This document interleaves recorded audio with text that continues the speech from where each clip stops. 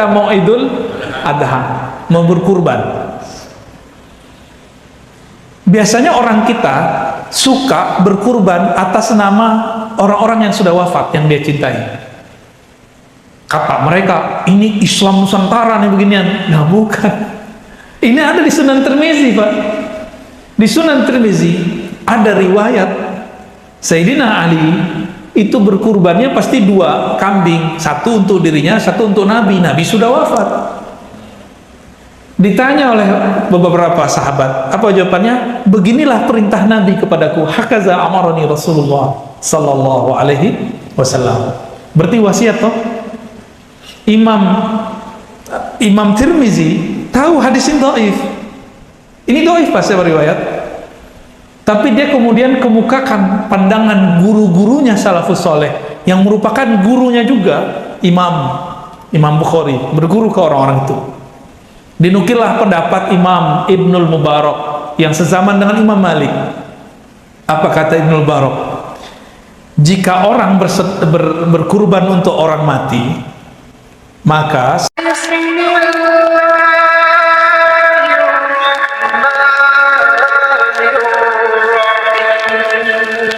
alhamdulillah nahmaduhu wa nasta'inuhu wa nastaghfiruh wa na'udzu billahi min shururi anfusina wa min sayyiati a'malina may yahdihillahu fala mudilla lahu wa may yudlil fala hadiya lahu.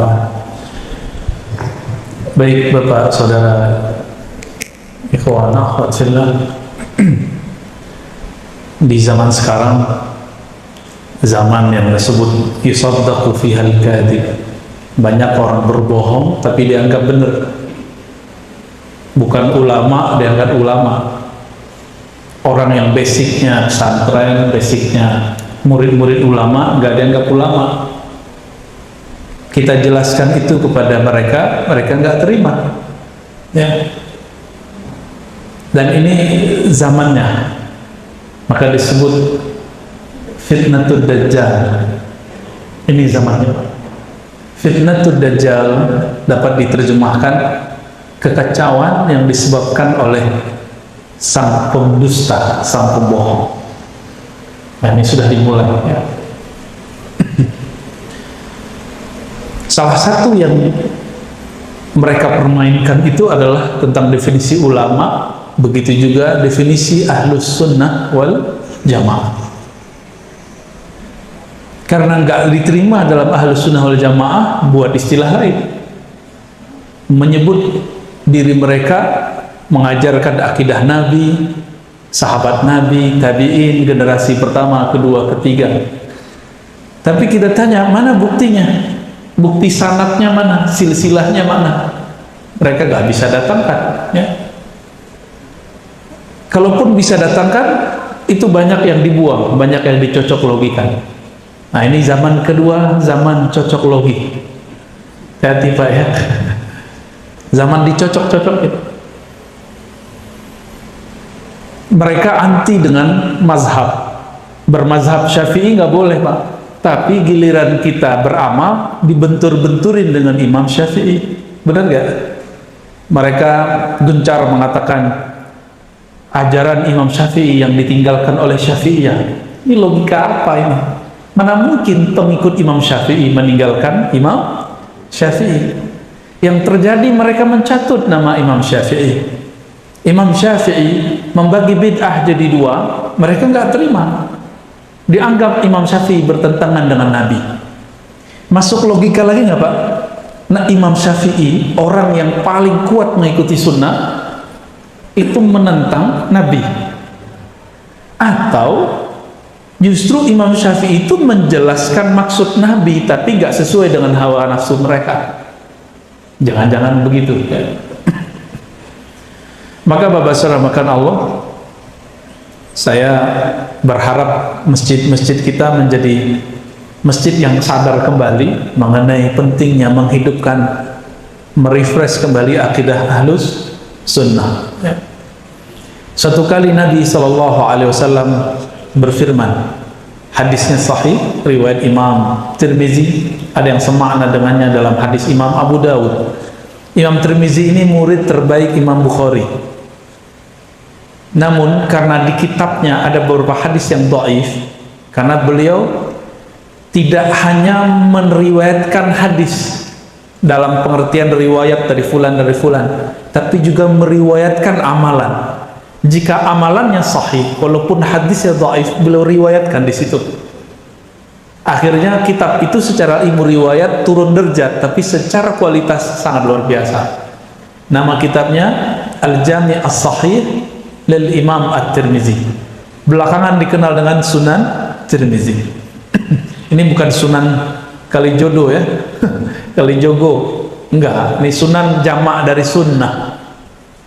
Sunan jamak dari sunnah. Disebutkan di situ bahwa Nabi Shallallahu Alaihi Wasallam mengatakan telah terpecah ahli kitab kepada 71 sampai 72 golongan. Begitu juga umatku berpecah menjadi 73 firqatan, 73 golongan. Lebih parah atau lebih sedikit?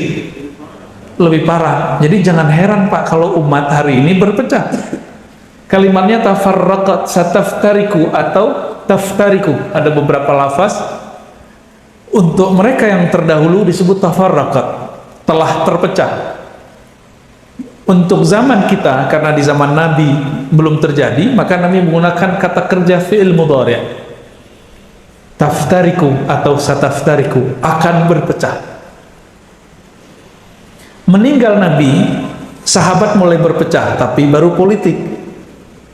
Berlanjut, meninggal generasi sahabat, baru berpecah menjadi aliran. Dan alhamdulillah Islam yang masuk ke negeri kita Islam Ahlus Sunnah wal Jamaah yang Nabi sebutkan di hadis itu. Apa kata beliau? Kulluhum finnar illa firqah wahidah. Semuanya nanti masuk neraka kecuali satu. Siapa mereka? Kalimatnya bukan Ahlus Sunnah wal Jamaah.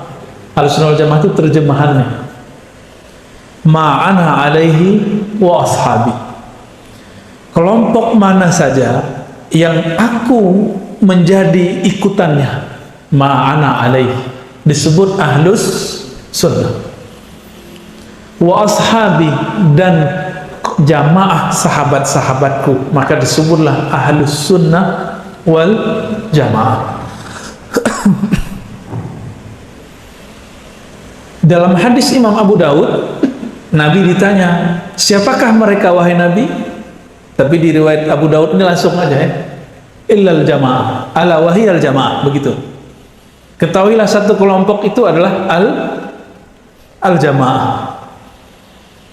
Al-jamaah di situ bukanlah pengajian jemaah kelompok apa, bukan. Al-jamaah di situ adalah al-jamaah, yakni jamaatul muslimin, kelompok umat Islam yang mengikuti Rasulullah.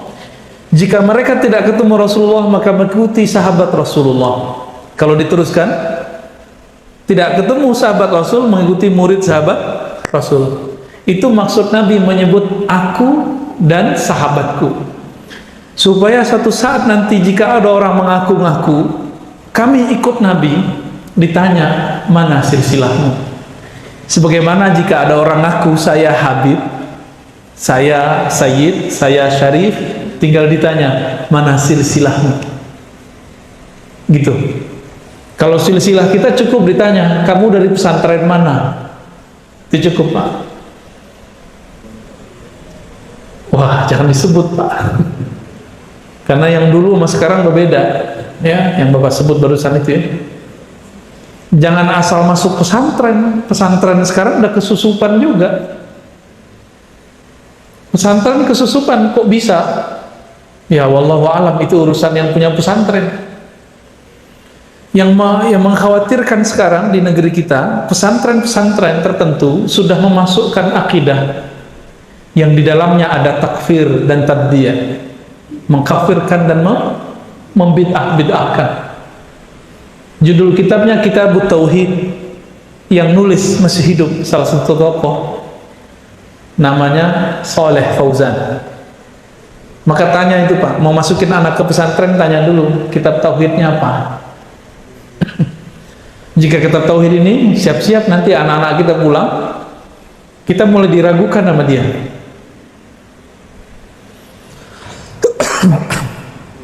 Maaf, ini belum istirahat dari kemarin. Bismillah. Full dari subuh ketemu subuh lagi. Mohon doanya aja Pak ya. Ini bagian dari tugas untuk mempertahankan akidah ahlus sunnah. Kalau enggak bantuan dari Allah udah tepar Pak. Alhamdulillah rabbil alamin.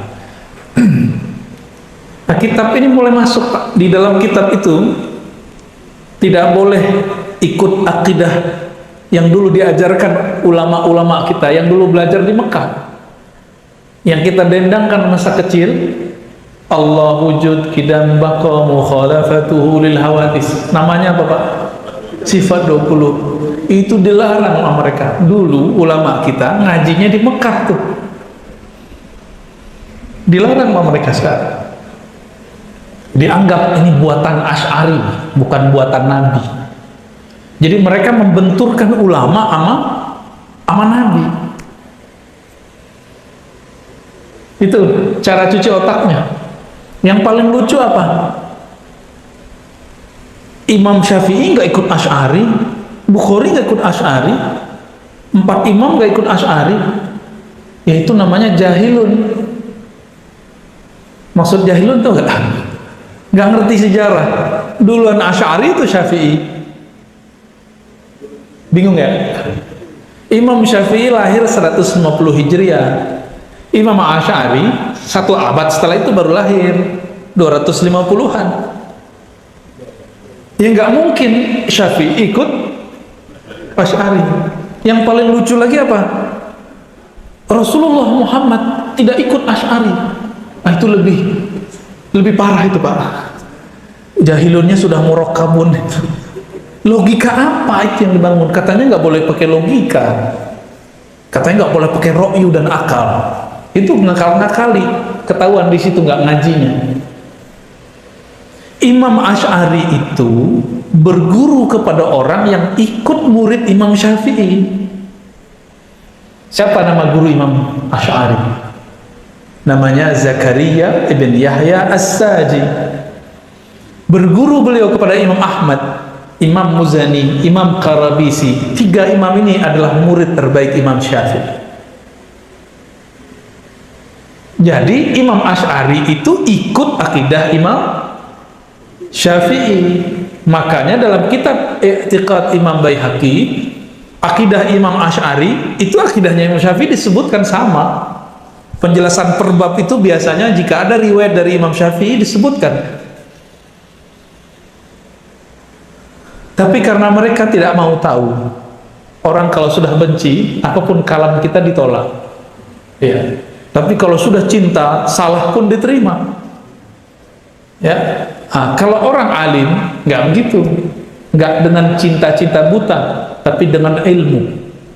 Nah, semoga kita cintanya dengan ilmu. Amin ya rabbal alamin.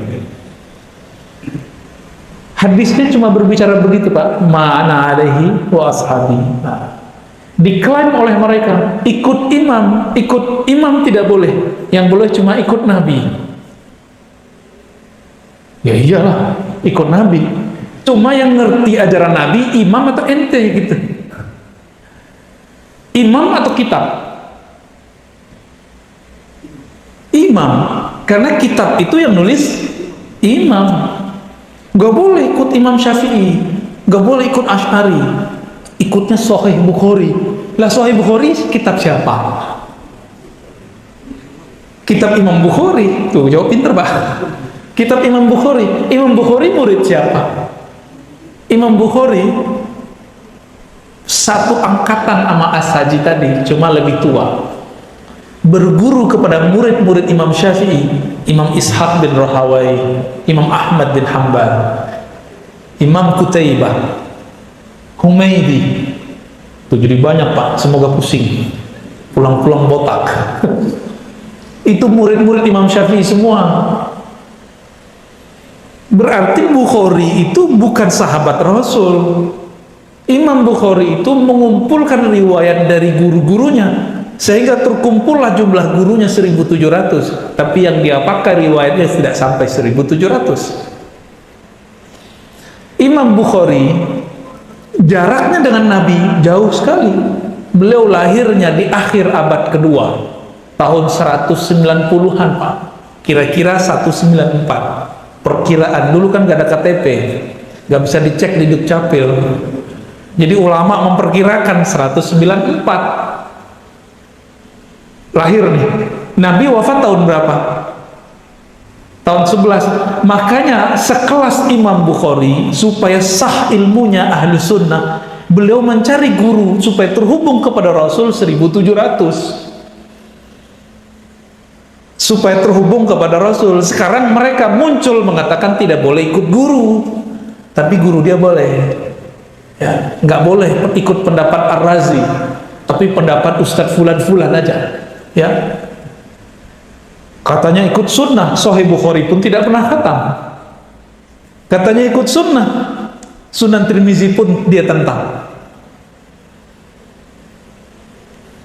Jadi nggak punya kaidah yang sahih, yang istiqomah, yang konsisten tuh nggak ada. Maka Bapak yakin nggak akidah yang diajarkan kiai kita yang dulu nyantri di pesantren, itu akidah yang diriwayatkan ulama salafus soleh, namanya akidah ahlus. Lalu salaf itu apa Ustaz? Salaf itu sebuah manhaj? Tidak. Salaf itu waktu. Apa arti salaf? Terdahulu. Terdahulu waktu bukan? Maka di dalam teks-teks syarah-syarah hadis, jika dikatakan salafunas saleh, orang-orang terdahulu kita yang soleh, berarti ada salaf yang tidak soleh. Apakah salaf itu satu ajaran? Tidak. Mereka bagi salaf itu sampai 1.300 tahun, bukan 1.300, sampai tahun 300 Hijriah. Kita urai. Imam Abu Hanifah salaf bukan? Lahir, wafatnya aja deh 150 wafatnya. Imam Syafi'i wafatnya 204, Imam Malik 179, Imam Ahmad bin Hanbal 241, belum nyampe 300 semua. Apa artinya? Imam-imam mazhab mengumpulkan ajaran ulama salaf, hasilnya beda Pak. Imam salaf ngumpulin ajaran salaf, beda. Masjid kita ngikutin salaf Imam Syafi'i, berkunut. Di Masjidil Haram berkunut gak? Mazhabnya Hanbali, kalau mau kita husnuzon. Mana lagi? Di daerah Turki, yang sudah ke Turki ini, saya lihat di depan mau bangun Sulaimaniyah ya. Ya, Sulaimaniyah, tapi di sini mazhabnya harus Syafi'i. Jangan jadiin Hanafi Pak, bisa ramen ntar ya. Di sana mazhabnya apa? Hanafiyah. Ikut Imam Abu Hanifah. Ini mazhab-mazhab ini semua muncul di zaman salaf. Berkunut nggak mereka? Enggak, mereka berkunut. Mereka ngotot Pak, kunut itu hadis dhaif. Kata mereka, dhaif itu harus dibuang. Mereka lupa, yang mengatakan hadis itu dhaif ulama atau nabi? Ulama. Nabi pernah ngomong nggak, ini loh hadis dhaif? Ya enggak lah. Kata dhaif itu hasil penelitian. Penelitian bisa salah, bisa benar. Oke? Karena dia bisa salah, bisa benar, maka antara satu imam dengan imam lain bisa beda penilaian tentang hadis sahih dan dhaif. Maka jangan mengkultuskan disahihkan fulan, disahihkan fulan, didhaifkan fulan, bukan berarti itu benar. Bisa benar, bisa tidak benar.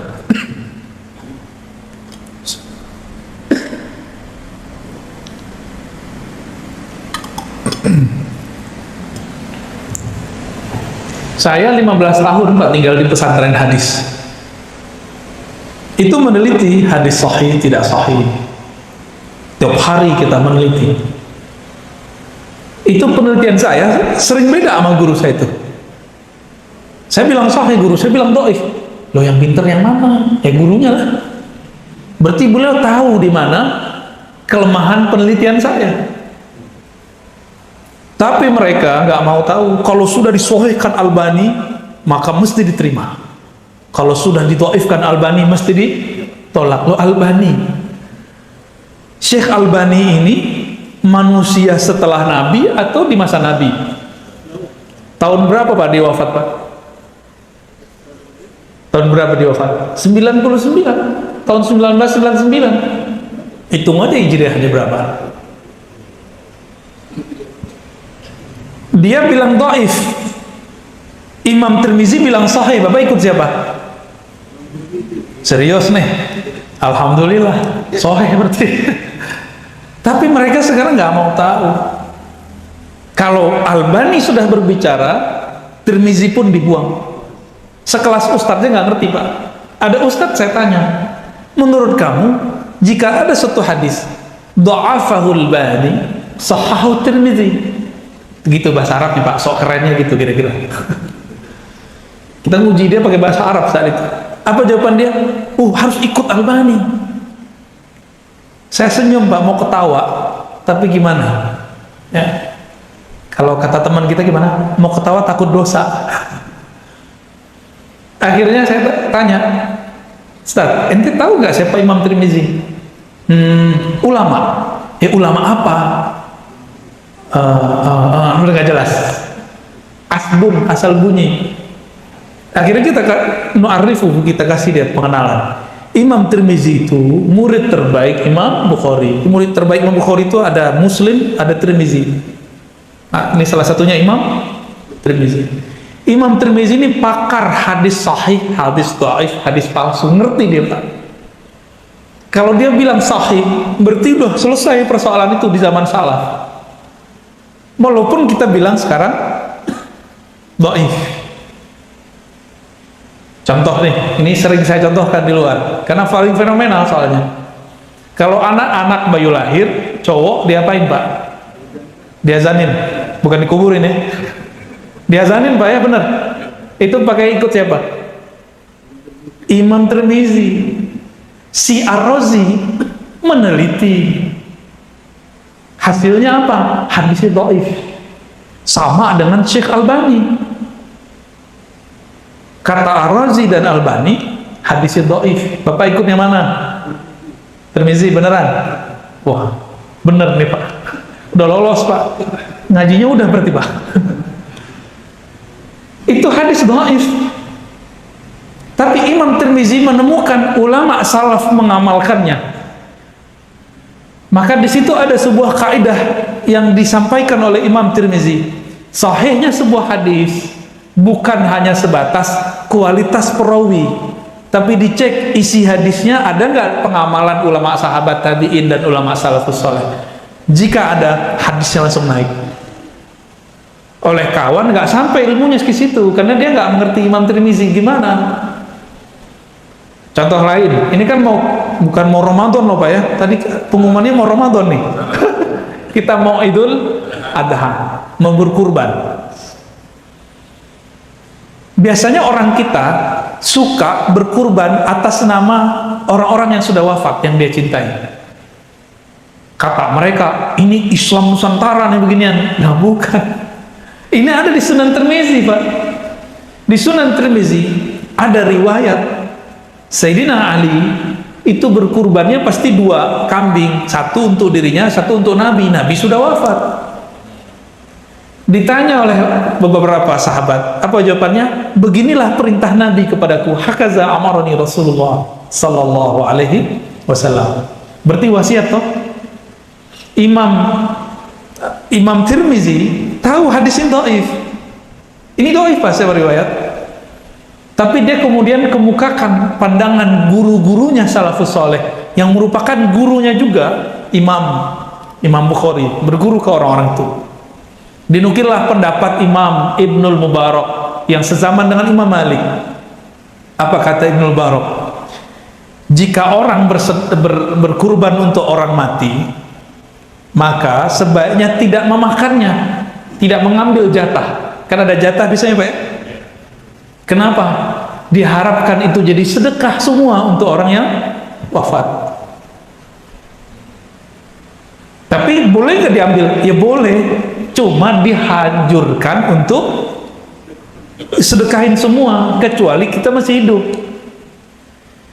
Seumur-umur, walaupun umur saya belum seumur Bapak ya, daging paling enak tuh daging kurban Pak, saya nggak tahu. Dagingnya kayak gembira, kita makan tuh dia senang. Itu daging, maka saya kalau dikasih daging kurban, saya senang banget.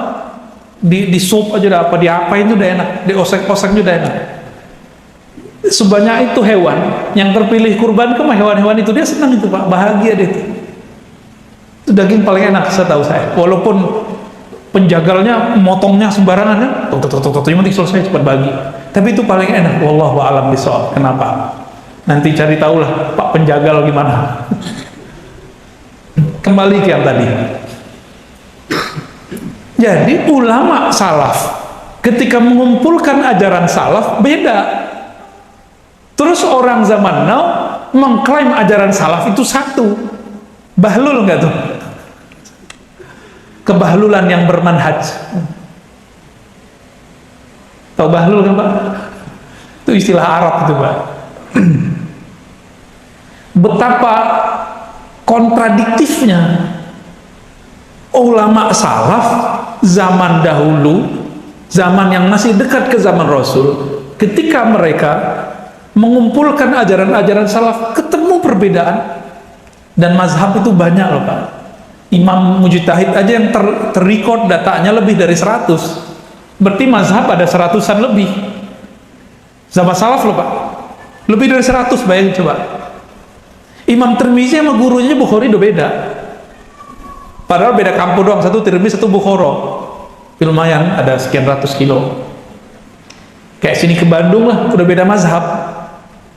Belakangan beda masjid, beda mazhab. Belakangan lagi satu masjid, beda mazhab. Ya, oleh mereka semenjak tahun 1924 perbedaan itu ditutup dan dihilangkan. Jadilah sekarang Pak Haji nggak ngerti perbedaan. Awal-awal tahun 70-an 80-an Pak Haji ini belagu-belagu. Di Mekah nggak ada kunut. Emang dia sudah sampai ke sudut-sudut Mekah. Dia kan tahu cuma Masjidil Haram. Di Mekah nggak ada sudah jamaah.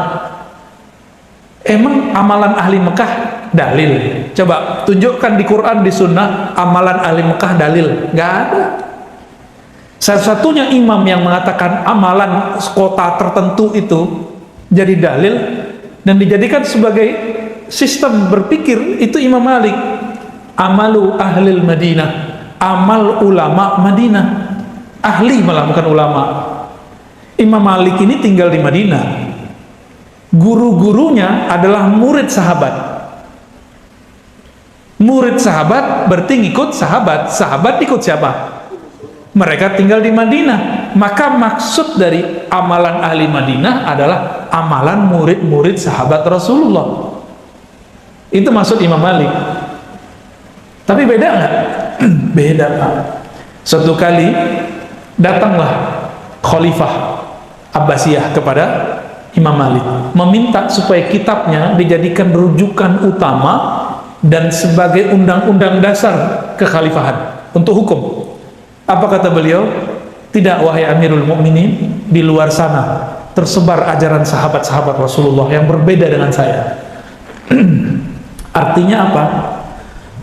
Sekelas Imam Malik mengakui perbedaan itu. Terus kenapa sekarang mereka tidak mengakui? Oh, kalau perbedaan khilafiyah fikih tidak masalah. Mereka bilang nggak masalah teoritis. Giliran kita bismillah dijaharkan aja disebut sedhaif-dhaifnya perkataan. Ya kan? Kunut, masih ingat Pak, memori kita masih seger. Imam kunut ditonjok, masih ingat gak? Tarantum ditonjok. Tonjoknya dari belakang, aduh kasihan. Akan ada Pak masa begitu. Semoga masjid ini jadi basis ahlu sunnah nanti. Gak berani disentuh. Bapak-bapak nih mohon maaf Pak ya, udah senior, harus segera turun Pak estafetnya. Ya, harus dikader nih mereka nih ahlus sunnahnya, anak-anak muda. Karena kita nggak tahu virus ini nggak ada ujungnya. Maka ngaji begini saya seneng nih, di jarak-jarak dulu. Nggak apa-apa Pak. Jadi ngaji nggak usah rame-rame amat dulu sekarang, ya. Sedang-sedang aja. Kita hormati juga. Pak Ustadz saya tawakal, iya, tapi asbab harus diambil. Ya. Jadi jika ikut ahlus sunnah, berarti ikut ulama salafus soleh. Ulama salafus soleh bermazhab nggak? Bermazhab. Berapa sisa mazhab yang masih tersisa sekarang? 4. Maka ciri-ciri orang ikut salaf bermazhab. Ciri-ciri orang ikut salaf bersanad. Ciri-ciri orang ikut salaf, dia siap berbeda. Berarti kalau dibalik gimana? Nomor 3 aja deh. Ciri-ciri orang yang memalsukan nama salafus soleh, tidak siap berbeda. Ulama salaf ketika mereka berbeda, saling menghujat atau saling menghargai. Ciri-ciri orang yang memalsukan nama salaf, mencatut imam salaf, ketika berbeda mereka adu. Maka sekarang mereka buat apa? Ajaran Imam Syafi'i yang ditinggalkan oleh Syafi'iyah. Nah, ini logikanya kan kacau tuh. Kacau nggak tuh? Katanya nggak boleh ikut Imam Syafi'i, giliran Syafi'iyah nggak ikut Syafi'i, dimasalahin. Ya kan? Katanya nggak boleh ikut imam. Sekarang pengikut Imam Syafi'i ada ajaran yang berbeda dengan Imam Syafi'i. Lo nggak boleh. Katanya nggak boleh ikut. Sekarang nggak ikut, nggak boleh juga. Terus maunya ente apa? Kita gituin Pak ya. Apa mau dia? Banyak. Jadi ini disebut dengan khalal al-fikriyah. Kejanggalan konsep berpikir. Imam salaf berguru, dia melarang berguru. Imam salaf berguru ke yang berbeda faham, dia mengajarkan nggak boleh ngaji kepada yang beda faham. Makanya nggak piknik-piknik. Tapi sekali aja mereka mau mendengarkan kita utuh, mereka akan mulai jatuh cinta Pak. Insya Allah. Minimal dia mulai syak ragu. Iya juga ya. Jangan ngaku salaf kalau belum kenal siapa salaf. Tinggal kita urut aja Pak, berapa nama ulama salaf yang kita kenal. Buktikan, hafal nggak tarikh wafatnya, minimal hafal nggak dia murid siapa, guru siapa. Baru klaim ikut salaf. Tahu-tahu salafnya atau doang. Imam Ahmad bin Hambal. Imam Ahmad bin Hambal bariun anhum, terbebas dari mereka. Imam Ahmad gak ada hubungan sama mereka. Apa sebab? Mereka melarang Pak sekarang membacakan Al-Quran untuk orang mati. Imam Ahmad nyuruh. Gimana? Pengikut Imam Ahmad tidak mempermasalahkan tawasul. Mereka menganggap tawasul syirik. Ya kan? Imam Ibnu Qudamah bolehin tawasul. Mereka nggak puas. Catut aja tuh nama Syekh Ahmad Khatib Al-Minangkabawi yang dulu jadi gurunya Syekh Ahmad Dahlan, Syekh Hashim Asy'ari, Syekh Sulaiman Rasuli kalau di Sumatera. Itu mereka berguru ke Syekh Ahmad Khatib Minangkabawi. Dicatut. Syekh Ahmad Khatib Minangkabawi adalah seorang salafi. Ya udah, kalau begitu kita terima dulu Pak. Baik. Kita buka kitabnya. Di semua kitab beliau ada hasyiah warakat, ada kitab tentang zikir, ada kitab tentang fikih. Beliau bertawassul kepada Rasulullah sallallahu alaihi wasallam. Gimana kalimatnya? Bijahi Sayyidina Muhammad, dengan tuah Nabi Muhammad kami bertawassul.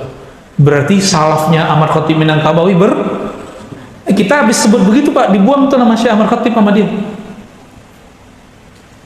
Imam Masjidil Haram di zamannya.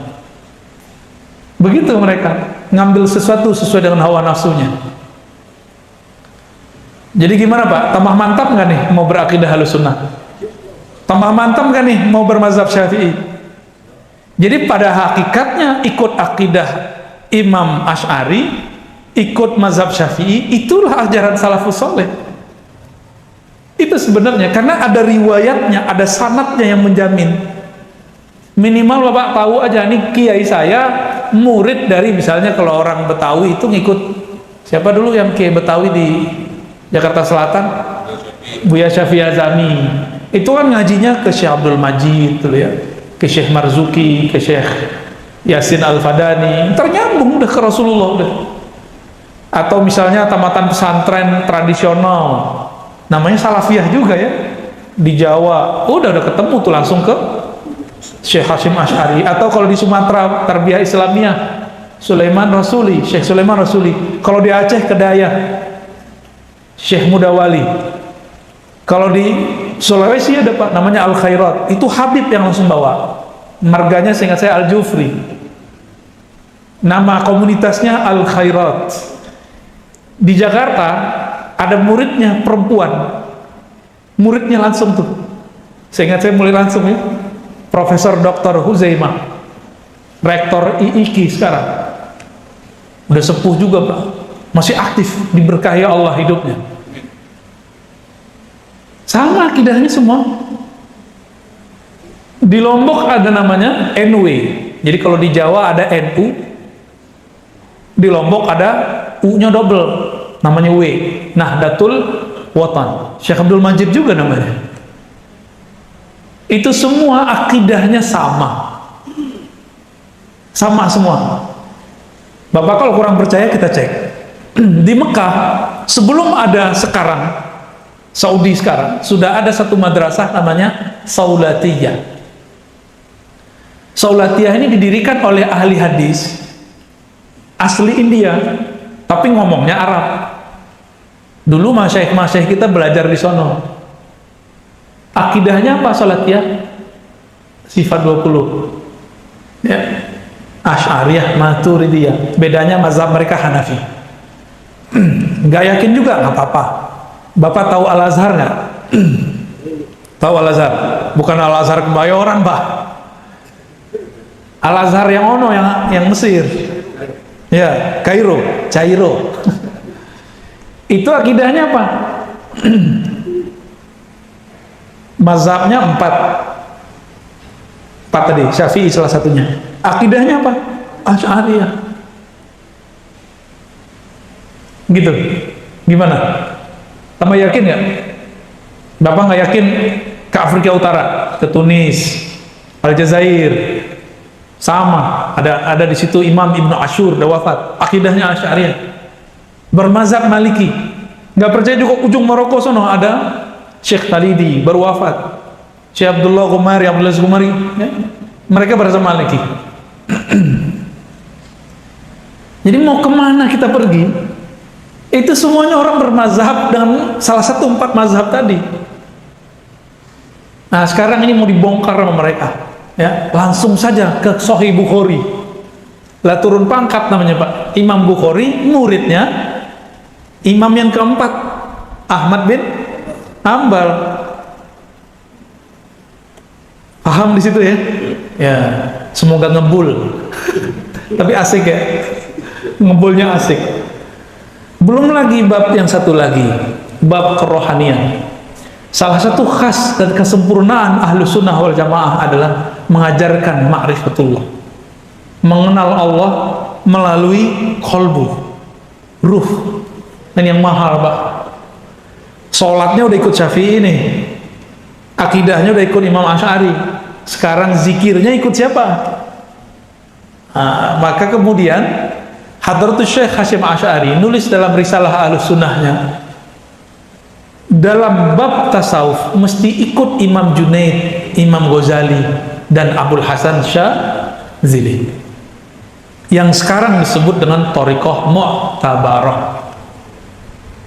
Thariqah yang sahih. Jadi boleh Pak ikut Thariqah, Bapak ikut Thariqah Naqsyabandi boleh, Syadzili boleh, Qadiri boleh, tapi jangan ikut-ikutan dengan perdebatan mursyid atau petinggi-petinggi masalah siapa yang jadi mursyid. Itu gak usah ikut-ikutan, kita zikir sama mengenal Allah aja. Cuma sayang tarekat-tarekat sekarang kebanyakan berhenti di ritual latihan riyadhah dan mujahadah. Tidak semuanya menghantarkan muridnya kepada ma'rifatullah. Udah sibuk di ijazah-ijazahan zikir. Lama jalannya kalau begitu ya. Maka dengan ini lengkaplah ajaran ahlu sunnah itu mesti berfikih. Fikih apa tadi? Minimal kita fikih berani Pak pindah mazhab. Satu mazhab aja belum ngerti. Coba di sini udah pernah khatam belum satu kitab kecil Matan Takrib? Kalau mantan sudah banyak saya lihat di sini ya. Matan Takrib aja belum selesai mau pindah mazhab. Apalagi mau membatalkan mazhab. Ini nggak tahu diri dia. Ya. Ini zaman mana dalilnya ya? Benar. Kitab yang tadi kitab kecil, kesimpulan dari dalil, maka nggak ada dalilnya. Kalau mau kitab dalil tebel-tebel, yang kecil aja belum khatam di sini. Dikasih kitab dalil namanya Bulughul Maram, mereka pretelin di Bulughul Maram ada ajaran berkunut. Itu mereka karena hadisnya yang dhaif, mereka anggap itu dibuang. Ternyata antara ahli fikih dengan ahli hadis itu beda perspektif Pak masalah hadis. Bagi ahli hadis dhaif buang. Tapi kalau dia ngerti fikih enggak semua hadis dhaif dibuang. Mana buktinya? Imam Bukhari masih meriwayatkan dan menggunakan hadis dhaif dalam kitabnya Tarikh, dalam kitabnya Al-Adab Al-Mufrad untuk adab. Tadi imam siapa? Tirmizi. Sebelum Imam Bukhari ada imam siapa tadi? Ahmad bin, dalam kitab dia Musnad Ahmad itu ada hadis dhaif. Imam Ahmad berguru ke Imam Syafi'i. Imam Syafi'i di dalam kitab Al-Umnya itu ada hadis dhaif. Tapi menurut beliau bisa dipakai, sudah sahih versi beliau. Beliau punya guru Imam Malik, di dalam kitab Imam Malik, kitab apa namanya? Al-Mustadrak, ada hadis dhaif. Imam Abu Hanifah punya kitab Musnad, ada hadis dhaif. Maka ulama salafus soleh sepakat menggunakan hadis dhaif. Mereka membuang semua hadis. Giliran kita tanya, Imam ente dalam kitab Tauhid menukil hadis dhaif. Syekh Muhammad bin Abdul Wahab, yang nama Wahabi diambil dari nama dia, itu menukil beberapa kalam berdasarkan hadis dhaif. Nggak percaya dia Pak, karena yang ngomong Ar-Razi. Cek aja sendiri. Nanti cek yang ngomong dhaif itu langsung imam mereka namanya Albani. Makanya versi Albani itu kitab tauhid yang dipakai oleh mereka ini itu dianggap masalah. Kenapa? Hadisnya ada yang dhaif. Masa menggunakan hadis dhaif dalam bab akidah? Kita aja bab fikih dibantai-bantai setiap hari. Ya. Jadi menghadapi orang-orang yang ngaku ahlus sunnah tapi tidak punya bukti itu mudah sebenarnya. Tanya aja sanad silsilah. Sama kayak Habib ngaku Habib, tanya aja faham ente apa? Mana buktinya? Boleh Pak nanyain Habib biar nggak salah-salah ntar. Itu baru Habib jasadi. Apalagi Habib keilmuan. Maka ulama itu Habib sebenarnya, tapi ilmunya doang, jasadnya enggak, hidungnya kan nggak mancung, pesek-pesek no. Baik, kira-kira gitu Pak, udah jam 6.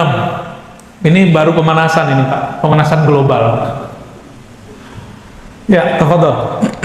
Baik, selanjutnya mungkin ada yang bertanya.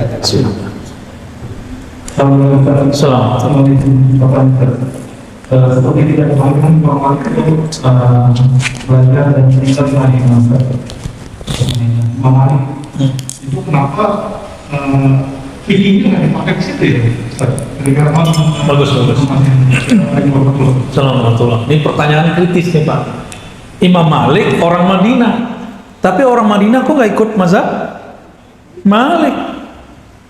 Kita tanyain ke mereka ya Pak. Bagi mereka tidak boleh ikut Malik. Bolehnya ikut mazhabnya, bukan mazhab juga, boleh ikut Sahih Bukhari. Padahal Imam Bukhari ngaji sama muridnya Malik namanya Qutaibah. Qutaibah ini juga murid Syafi'i tapi umurnya panjang. Imam Malik wafat 179, dia masih remaja Pak.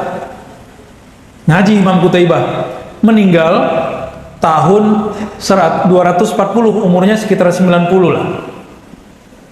Muridnya namanya Bukhari. Makanya dalam kitab-kitab orang-orang Maliki, Imam Syafi'i dianggap Malikiyah. Dalam kitab orang Syafi'i, Imam Syafi'i dianggap Syafi'iyah, saking laku kerasnya Imam Bukhari itu. Nah sekarang Imam Bukhari diklaim lagi ikut mereka nih, dianggap tidak bermazhab. Kalau penelitian kita, pemahaman hadisnya Imam Bukhari itu lebih banyak dekat ke Imam Syafi'i. Tapi saya tidak berani klaim beliau itu Syafi'i. Ya kalau menurut versi kita, dia sudah mujtahid mutlak. Mujtahid mutlak, dia buat mazhab sendiri. Tapi ya begitulah. Jadi orang Madinah sendiri sekarang nggak ikut mazhab Imam Malik karena mereka sudah tidak kenal Imam Malik. Yang mereka kenal sekarang manhaj salaf. Jadi mereka menolak keberagaman salaf. Bagi dia cuma ada satu manhaj salaf, dan itu adalah kebohongan nyata atas nama salafus salih. Ya.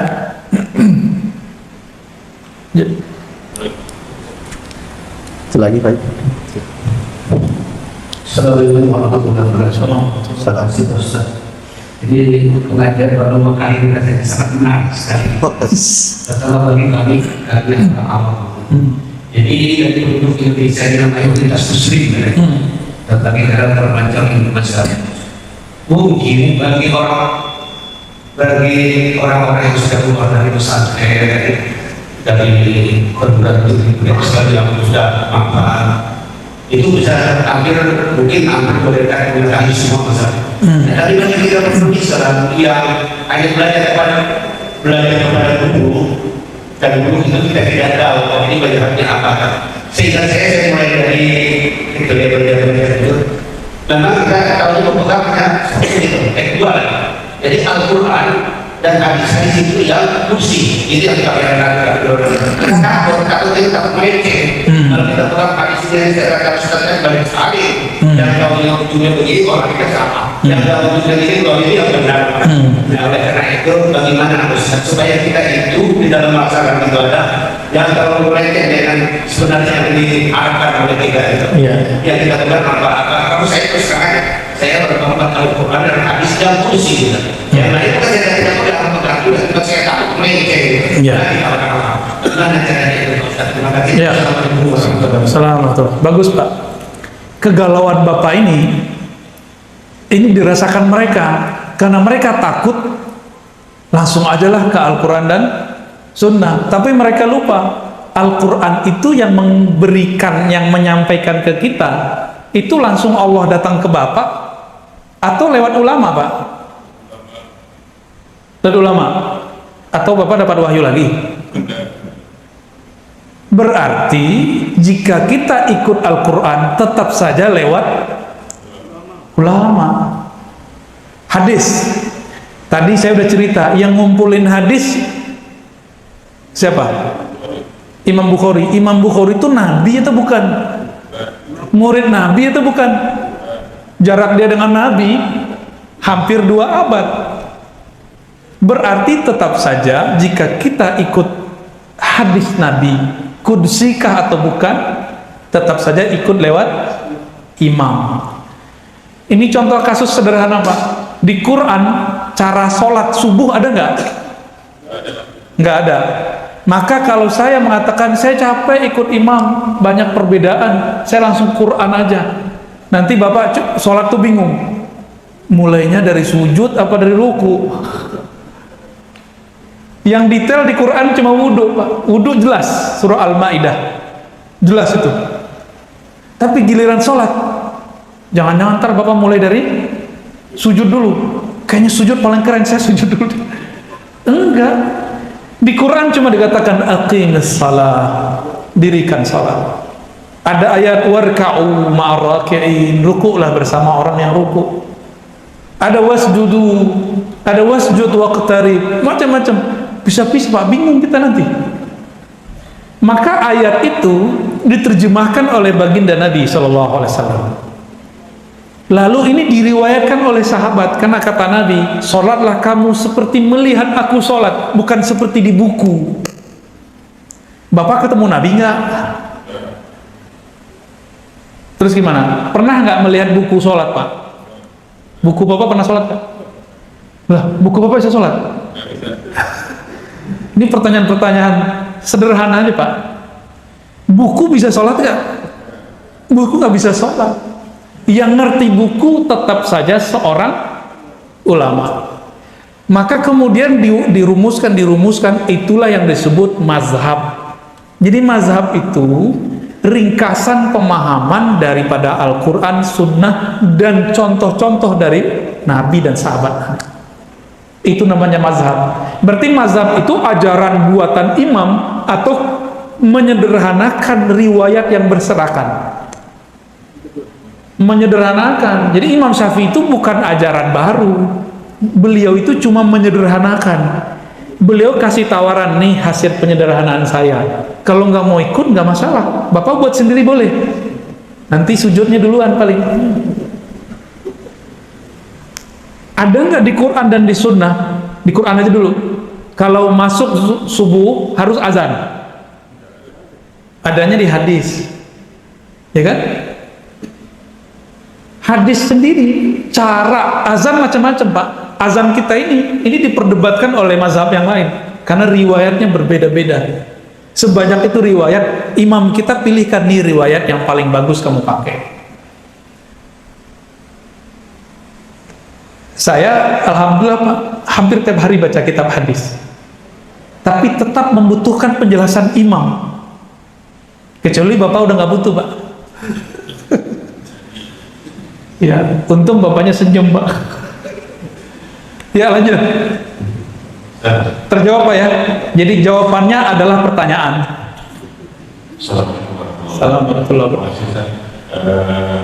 Bagaimana menyikapi bisa perbedaan-perbedaan yang memang beberapa tahun belakangan ini terasa kita ada di masuk di PDKM sampai tidak berani mendatangkan orang guru yang memang berbeda karena khawatir kita mengikut perbedaan itu. Menikahi yang teman terutama yang selalu menyalahkan kita pakai aja yang itu misalnya kita tahlilan aja salahnya, kita baca Quran aja salahnya, sampai itu salahnya. Karena ceritanya tentang neraka dan surga, ceritanya seperti itu. Bagaimana kita lihat? Bolehkah kita menolak orang-orang yang memang terutama di sini kita rasa sekali tidak mendengarkan guru-guru yang mereka usulkan seperti itu Mas? Itu bagus, bukan boleh, bagus. Karena pengalaman di mana aja Bapak buka celah, itu konflik tidak ada kesudahannya. Saya kan muter aja di masjid-masjid Pak. Dan kerjaan saya dari masjid ke masjid aja. Ntar pas weekend baru saya ke kampus. Selebihnya masjid, majelis, masjid, majelis. Memang tugasnya begitu. Nah masjid-masjid kita sekali Bapak biarin konflik. Kenapa? Karena mereka anti toleran. Ada orang berbeda sama kita, tapi dia toleran, itu terima aja Pak. Tapi ini kelompok intoleran, mau mengundang masalah. Jadi itu bukan masalah picik nggak picik, itu masalah Bapak menjaga kemaslahatan atau tidak. Jadi pengurus harus punya pendirian. Bapak beda guru itu yang 3 aja Pak, mazhab, akidah, tasawuf, itu aja digilir. Tafsir, hadis, udah gitu aja digilir. Jadi nggak mesti orangnya berbeda paham, ya berbeda mazhab boleh. Jadi silahkan dikelola, karena nanti dipertanggungjawabkan Pak di akhirat. Nah Bapak yang berjuang, intan surullah yang surkum. Ya kalau terjemahan bebasnya, kamu tidak akan diperjuangkan Allah sampai kamu memperjuangkan ajaran Allah.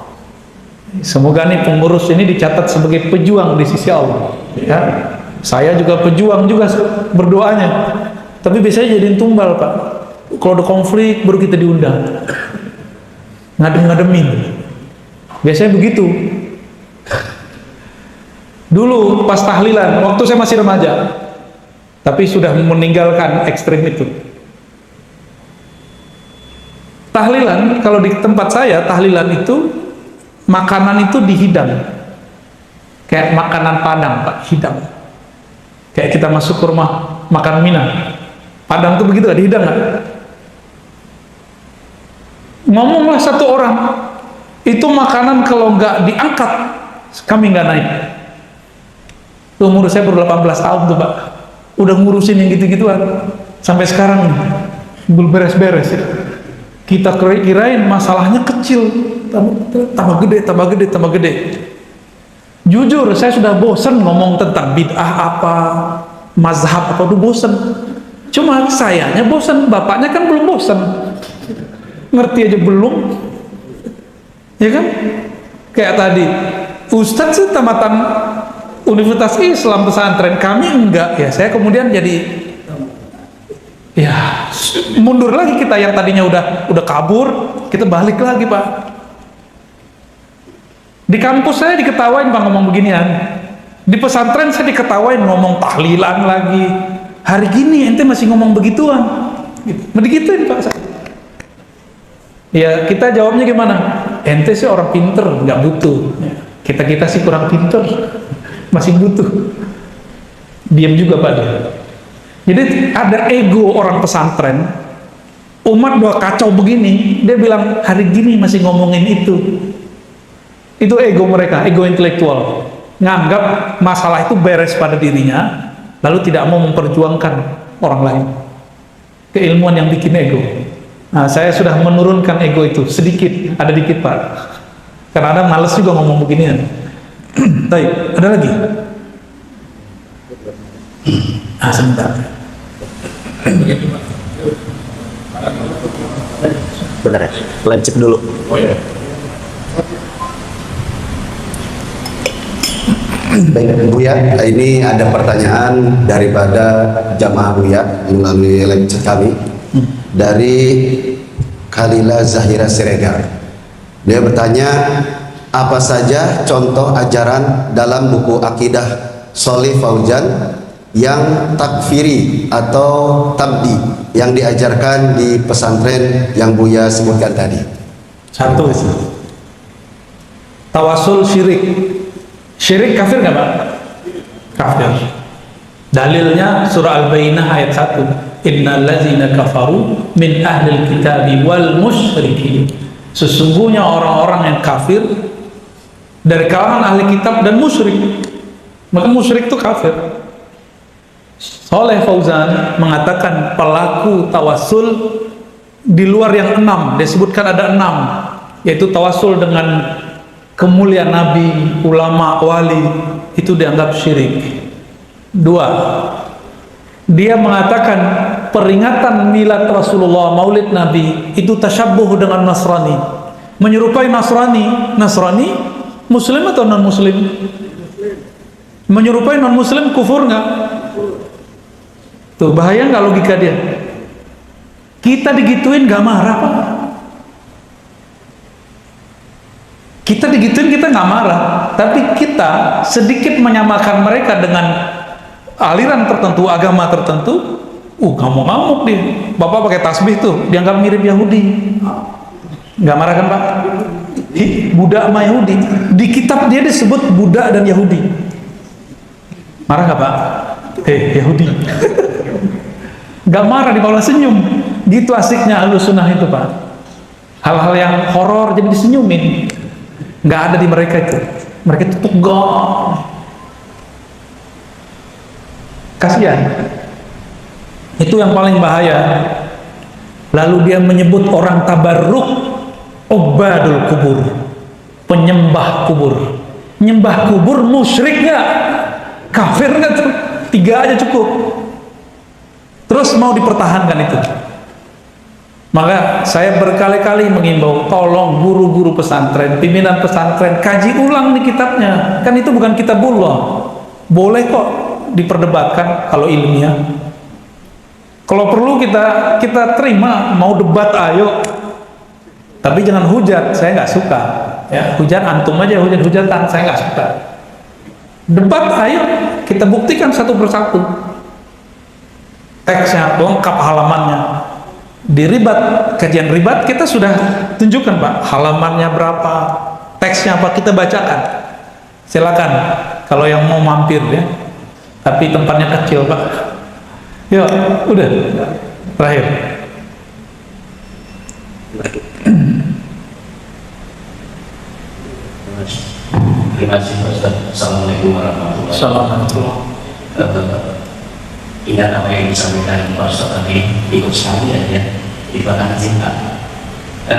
Saya tadi berpikir sebagai pengurus masjid itu tidak sesuai apa yang kita bayangkan. Jadi ternyata pada suatu saat ada satu pengajian tidak lagi kita di pengajian di Pak Haji. Lalu kami mencoba menjawab dengan sedikit informasinya.